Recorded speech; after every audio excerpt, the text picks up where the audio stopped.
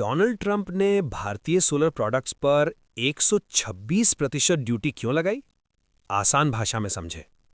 America ने भारत से आयात होने वाले सोलर पैनल और सोलर सेल पर 126% तक की अस्थायी यानी कि प्रिलिमिनरी ड्यूटी लगाने का फैसला किया है। इस फैसले के बाद भारतीय सोलर कंपनियों के शेयरों में तेज गिरावट देखने को मिली। किन कंपनियों के शेयर गिरे? ड्यूटी की खबर आते ही इन कंपनियों के शेयर लुढ़क गए। वारी एनर्जीज लगभग 11% गिरावट, प्रीमियर एनर्जीज लगभग 5% गिरावट, विक्रम सोलर लगभग 4% गिरावट। कुछ समय के लिए गिरावट 15% तक भी देखी गई। अमेरिका ने ड्यूटी क्यों लगाई?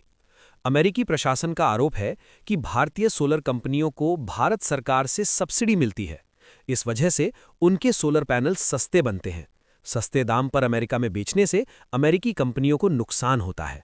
अमेरिका का कहना है कि ये अनुचित प्रतिस्पर्धा है, यानी कि अनफेयर कंपटीशन है, इसलिए ये कदम उठाया गया है। सिर्फ भारत ही नहीं, इन देशों पर भी असर। अमेरिका ने अन्य देशों पर भी ड्यूटी बढ़ाई है। इंडोनेशिया 86% से 143% तक, लाओस 81%। अमेरिका का आरोप है कि इन देशों की कंपनियों को भी सरकारी सहायता मिलती है। भारतीय कंपनियों पर इसका क्या असर पड़ेगा? अमेरिका में बिक्री महंगी हो जाएगी। 126% ड्यूटी का मतलब है कि भारतीय सोलर पैनल अमेरिका में बहुत महंगे हो जाएंगे।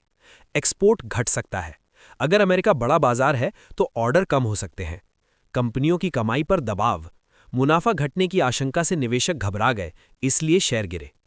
लॉन्ग टर्म में क्या होगा? कंपनियां दूसरे देशों में निर्यात बढ़ा सकती हैं।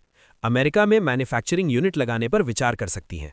भारत का घरेलू सोलर मार्केट भी तेजी से बढ़ रहा है, जिससे कुछ संतुलन बन सकता है। क्या ये ड्यूटी स्थायी है? अभी ये प्रिलिमिनरी यानी कि अस्थायी ड्यूटी है। अंतिम फैसला जांच पूरी होने के बाद लिया जाएगा। अगर बातचीत या समझौता होता है तो ड्यूटी कम या हट भी सकती है। निवेशकों के लिए क्या मतलब? घबराकर तुरंत फैसला न लें। देखें कि कंपनी की कुल बिक्री में अमेरिका का कितना हिस्सा है। कंपनी की बैलेंस शीट और ऑर्डर बुक मजबूत है या नहीं। सोलर सेक्टर लॉन्ग टर्म में ग्रोथ स्टोरी है, लेकिन शॉर्ट टर्म में उतार चढ़ाव रहेगा।